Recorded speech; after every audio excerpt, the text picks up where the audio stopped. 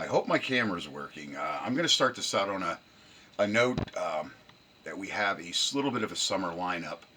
My shop truck was a flub. I have to bring it back here and probably put a cam and lifters in it.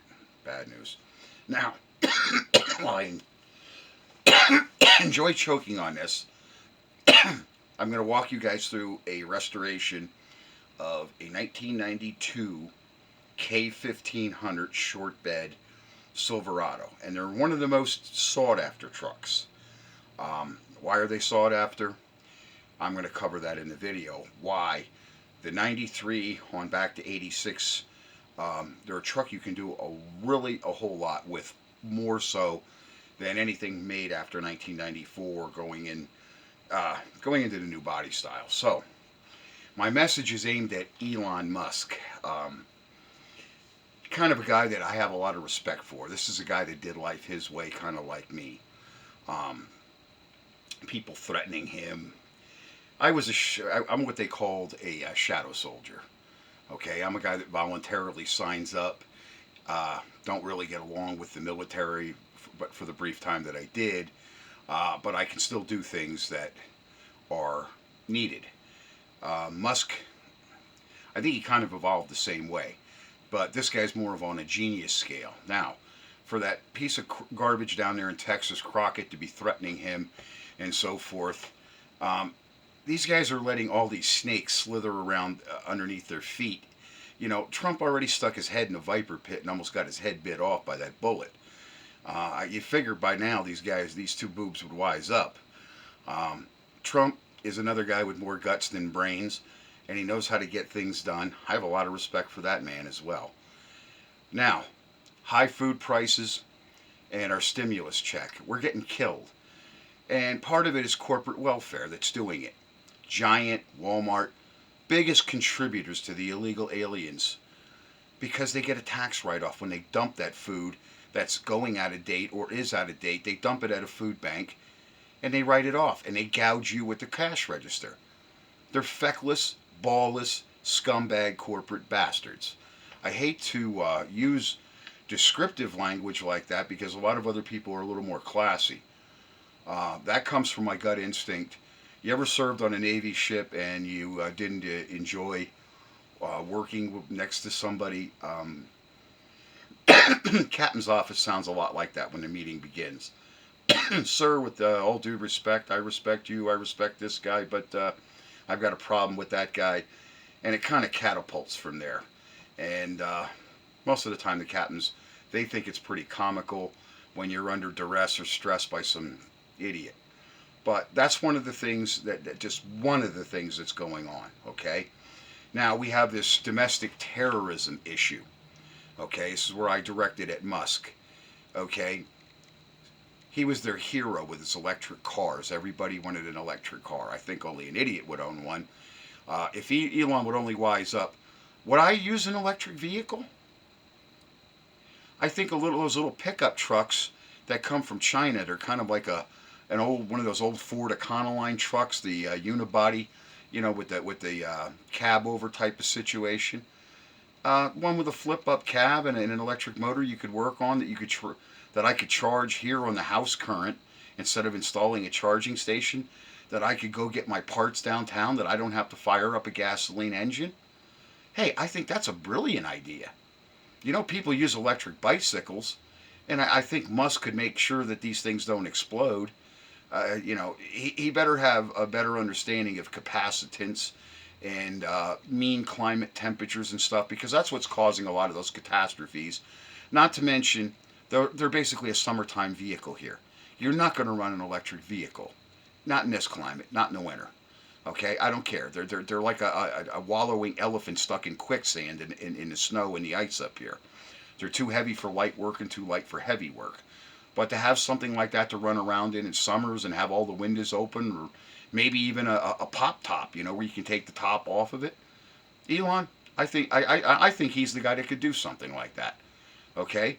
Now, when I want to go out full throttle and open my pipes up, that's another project. I'm going to show you my OFFENHAUSER fail on the inline 6-cylinder in that Ford truck. I think I've got a vacuum leak, And I also think the pickup tube for the fuel pump is too close to the bottom of the gas tank because I'm having a problem.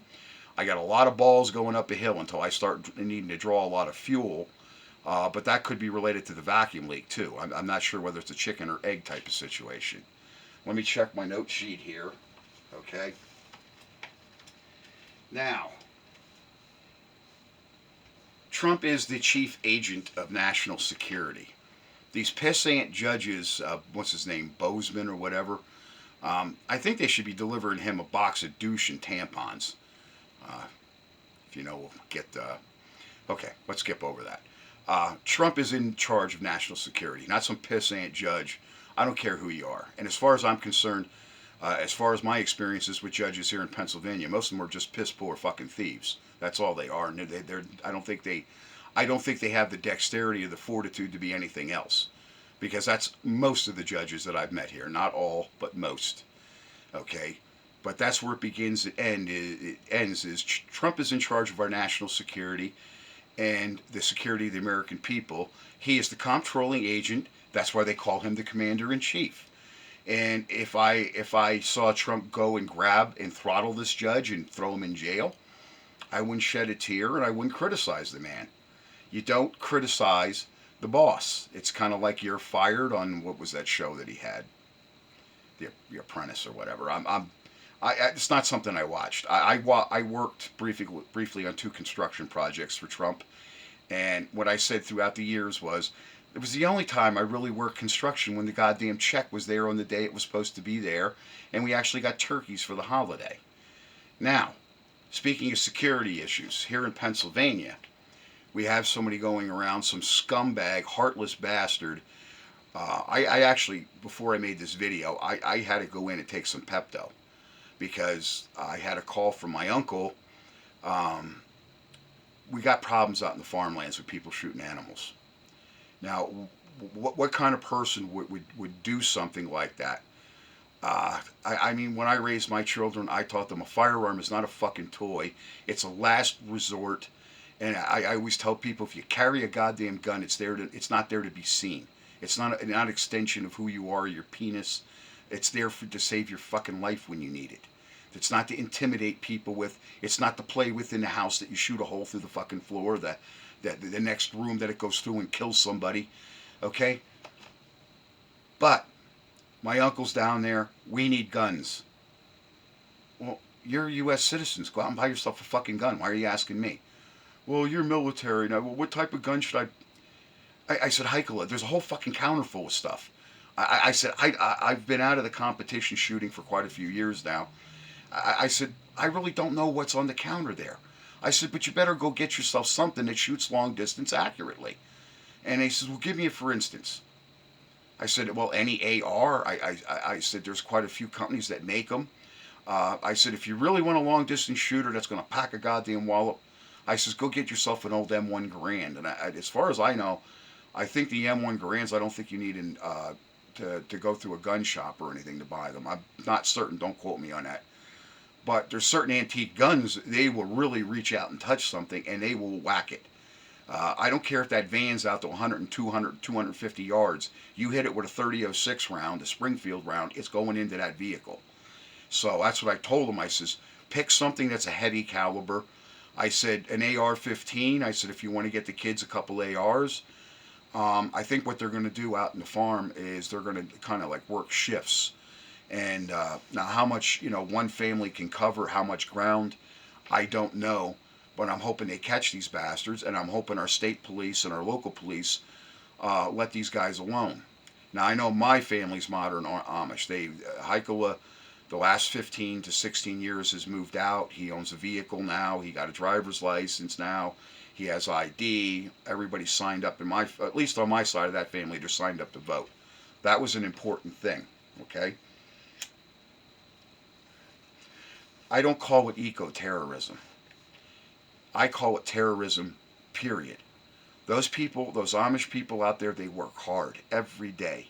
That's kind of like me. Everybody sees me, oh, you're always out doing something. Yeah, I got trees down up here. I got trees snapping off. I was telling people this sun and everything, the problem that we're having is the trees are snapping here because of the UV. It's coming through. They keep blowing all these heated holes through the atmosphere. It's going to continue. Our trees are going to continue to blight. We have invasive insects from China. We have a lot of problems. And then we have everybody like me that wants to start spring projects, and I got a few pennies. I had to actually wrap pennies because I do laundry and stuff for my kinfolk. I had to wrap pennies to get a bottle of laundry detergent. That's how freaking bad things are. I had enough for the fabric softener, but I didn't have enough for the, you know, it's like it's cutting into my budget. This cuts in. $12 for a pack of cigarettes is fucking nonsense. $10, $11 for a small bottle of laundry detergent.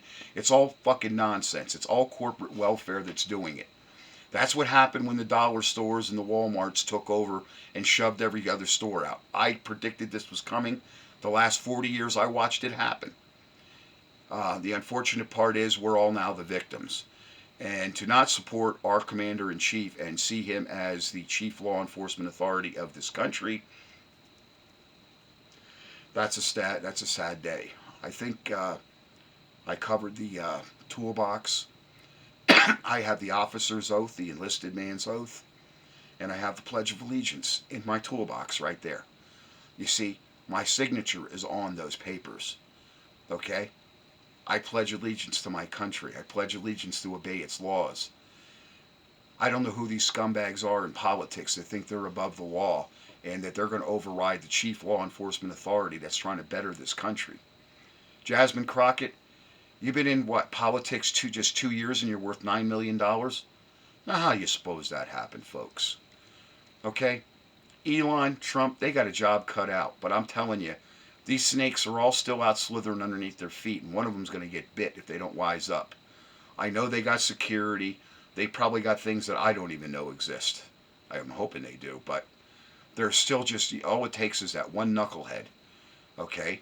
These people are well funded. They've been stealing all that money. They're finding out how these operations are run by stealing our tax money and giving it to these communist scumbags so these corporations can stay in power. Now they're trying to steal water from farms out in Idaho that they're going to lose their water rights to grow our crops and stuff. BlackRock, those are all insects. They're all rodents. They need to be stepped on and they need to be squashed now. And that's all that's all in our president's office. That has nothing to do with the citizen. Our president has his business and Elon Musk to make up their minds who are the domestic enemies of the United States and the foreign enemies like Soros and that. He has to go in those aspects and take it in those very simple steps in context. It's not a hard equation to realize that we have a foreign influence out to destroy this country. Okay? And a lot of it's coming right out of communist China, where the drugs are. They make a lot of fentanyl-based products for recovery, treatment of addiction. But now you take some of that bulk product and you give it to Mexico, it's being turned right back into something it's not supposed to be. And it's coming up through our border.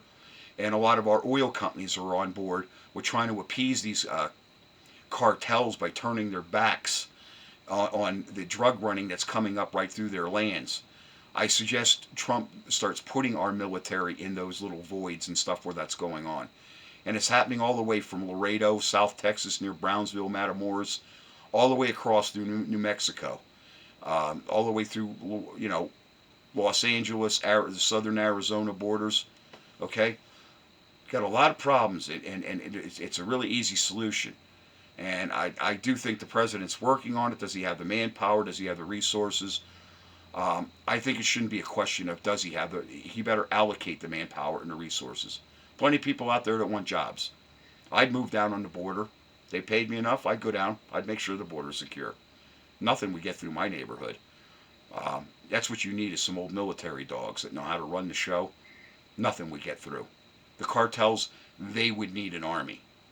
Do they have armies? It's kind of an army, but it's a half-assed army. Okay? And maybe those old-time special forces guys better wise up that they're not gonna squash the modern-day technology. You might be able to evade for now, hide in your tunnels, do your bullshit. Those days are numbered. We have ground-penetrating radar. We have a lot of things on some of those SATCOM planes, and even some of the Army choppers got some pretty advanced warfare and anti-insurgent technology they have it. And that's my video. So we're going to cover my fail on the Ford, and we're going to be working on the 92 at the same time. I've got a stack of parts, and I still need another stack of parts, and I've got stuff hidden here, stuff hidden there. We had a really nasty winter as far as high winds. Not so much storms. High winds, rain, and ice. A couple times I went out there, and I almost broke something. I didn't really fall this year. I bought myself a nice pair of boots, and I got myself a nice pair of ice, the spikes to strap on, because we had ice 3 inches thick. I was showing my kinfolk down there in Lancaster, and that they were miffed at how I had ice that thick, because they're more of a southerly plain. They're on a different azimuth, so that stuff melts off when the sun gets to it. But there's a lot of shade here because of the mountain and the azimuth, and we don't get the melt off like they do. Not until this time of year. It's all gone now, but the weather's going hot to cold, and well, that's what you get with the use of high-intensity weapons of war. Thanks for watching my videos, and sorry this was a long one, but when I got something to say to somebody, I suggest Musk opens his fucking ears, and Trump too. Like I said, 2 men I admire. They got a lot of knowledge, they got a lot of fortitude, but I'll tell you what, when you got people out to kill you, and they're publicly broadcasting it in your legislature, right underneath your noses and your feet, and they're not doing anything about it. Like I said, I was surprised, because back in the day, Crockett would have been slammed in a prison cell, and she'd be under some really, it would be a really contentious situation. You don't do that stuff in our political legislature, okay? And this man means nothing but good for our country. He's just canceling their gravy train. The rats on the left side, they're getting boxed in, and it's going to get even more tense, and that's why it gives me fear for my president and Musk. When you start boxing these rodents in, instead of boxing them in a box where they belong, with the steel walls and bars, you got a problem. You're leaving yourself open. Thanks, Mr. President, Mr. Musk. I hope you watch this. Thanks.